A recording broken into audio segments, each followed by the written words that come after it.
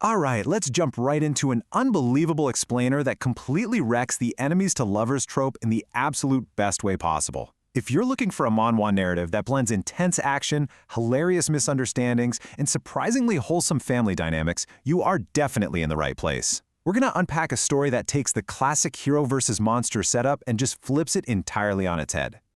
So picture this. What actually happens when humanity's absolute greatest weapon is suddenly forced to marry the exact monster he swore to destroy? This brilliant setup throws Leon, our legendary warrior, into the most bizarre domestic hostage situation imaginable. He's a guy who spent his whole life. Actually, scratch that. His entire identity was built around fighting dragons, and it all unravels with a single desperate mistake on the battlefield that rewrites his entire destiny. Part 1. Captured by the Queen. It all kicks off with this brutal do-or-die confrontation in the Silver Dragon dungeon that changes absolutely everything for our protagonist. You've got to appreciate the sheer comedic whiplash of Leon's situation here. On one side, we have Leon the Prodigy. I mean, by age 15, he was already known as the strongest dragon slayer in history. But now, he's the captive of Ross Weiss, the fiercely terrifying dragon queen. She beats him down, chains him up, and promises him the slow, agonizing demise to break his spirit. But as you'll see, Leon has one final, desperate trick up his sleeve. Backed into a corner to save his life, Leon literally bites the queen, triggering this ancient, forbidden blood curse. But this isn't some quick healing spell. The magic knocks him out cold for 2 whole years. When he finally opens his eyes, he's disoriented, he's stripped of most of his magic, and he wakes up to the absolute shock of his life. A little girl just pops her head into the room and calls him Daddy. Which brings us to Part 2, a bizarre new family. Because waking up, Leon discovers the curse didn't just bind their souls to save his life. It somehow, magically, resulted in the Dragon Queen giving birth to twin girls. Suddenly, Leon has to navigate these 2 wildly different little personalities. First, there's Sweet Mune, who instantly attaches herself to him and thinks he's just the absolute greatest. But then he's trying to win over Noah, his other daughter, who is intensely competitive, highly academic, and fiercely anti-human. Get this, Noah's current life goal is to study hard so she can grow up to destroy dragon slayers, completely unaware of her own father's legendary resume. Okay, so here's where things go completely off the rails. Leon tries to regain his lost magical strength, right? He gathers these rare dragon herbs and uses his remaining sparks of lightning magic to purify them. But he miscalculates, big time. He accidentally brews a hyper-energy dragon supplement that a human body simply shouldn't consume. Stubbornly, he swallows it anyway to prove a point to Ross, completely overcharges his system, and spends the entire chaotic night chasing the queen around the room, loudly demanding they have a 3rd child. Yeah, this wildly uncharacteristic night pretty much cements his domestic doom. Moving right along to Section 3, the Dragon Academy tests. Realizing he's pretty much stuck in this domestic life, Leon decides to step up as a dad. To help his ambitious daughter Noah enroll in the super prestigious Heisty Academy, he has to pretend that he and Ross are this perfectly happy, normal dragon couple. During the Academy's strict family evaluation, the parents get separated for a high-stakes couples quiz. They have to match answers about each other's habits. Well, Leon absolutely shocks everyone, especially Ross, by scoring an 80. He proves that despite all their constant bickering, he has subconsciously memorized all of Ross's favorite colors, her hidden habits, and even her very specific sleeping postures. It really shows how he's organically becoming a genuine father figure. Noah aces the entrance exams, taking 1st place. But the real victory happens during the entrance ceremony. Standing up there on stage, Noah publicly credits her human father for staying up late to help her study. The vice principal then forces the happy parents to show some affection, which is capped off by Leon giving a completely stiff, incredibly awkward cheek kiss to Ross in front of the entire academy. But of course, as we see in Part 4, defending the family, that domestic bliss, yeah, it doesn't last long. Noah gets into a fight at school with Laurel, this extremely arrogant boy from the powerful Crimson Dragon clan.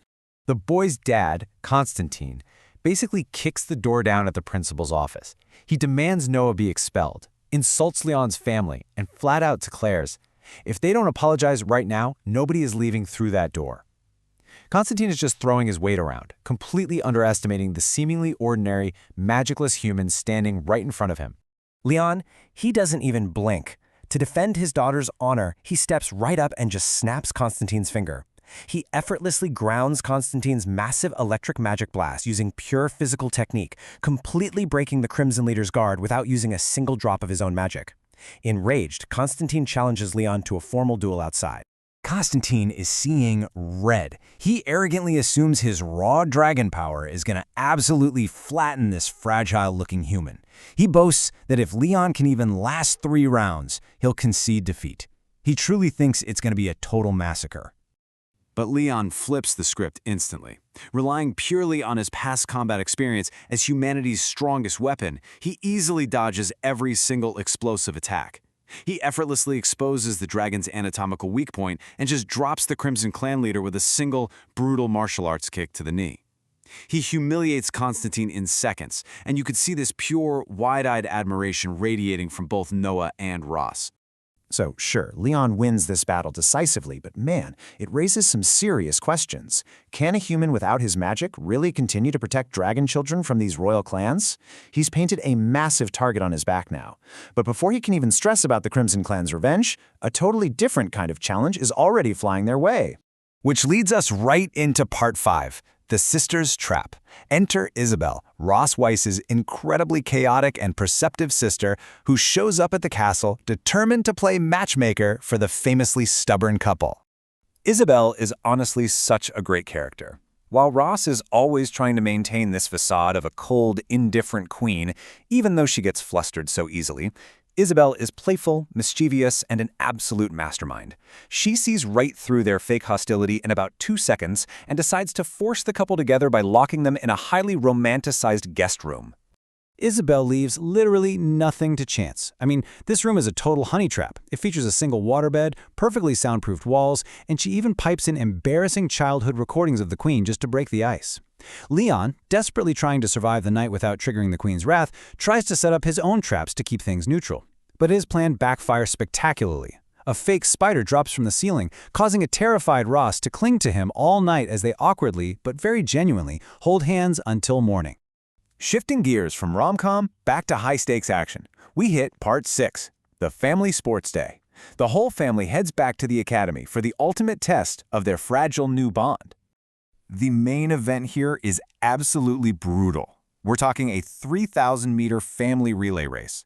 And they aren't racing regular parents either. They are up against the absolute fastest dragon clans in the entire realm, including the famously swift electric dragons. It's just an incredible display of family unity. First up, Ross completely dominates her opening leg, blasting past those electric dragons with terrifying speed.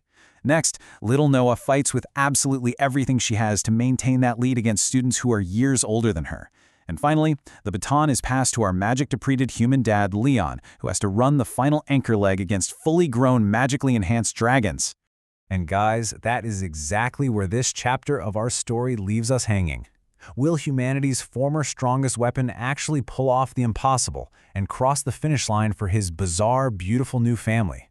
Or is this the moment his human limitations finally catch up to him? It really leaves you wondering what insane feat Leon will pull off next. Thank you so much for joining me on this explainer, and I'll catch you in the next one.